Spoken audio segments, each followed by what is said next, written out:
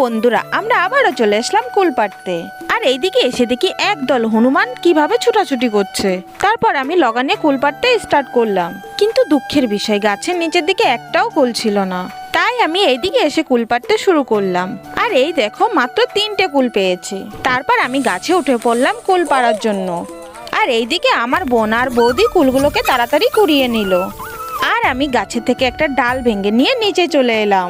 আর বাড়ি আসার পথে 2-4টে লেবু পাতাও ছিঁড়ে নিয়ে এলাম। আর বন্ধুরা, তোমরা আগের কুলপাড়া ভিডিওটা খুবই পছন্দ করেছিলে, তাই ভাবলাম আবারও কুলমাখা করা যাক। আর বাড়ি আসার সাথে সাথেই আমরা কুলমাখা শুরু করে দিলাম।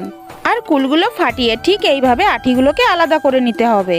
তারপর কুলগুলোকে ভালো করে থেতো করে নিয়ে আমি এর মধ্যে আঠিগুলো মিলিয়ে দেব। এবার আমি এর মধ্যে দিয়ে দেবো লঙ্কা বাটা, ধনেপাতা বাটা, তারপর লেবু পাতা, স্বাদ মতন লবণ দিয়ে আমি এটাকে ভালো করে মেখে নেব।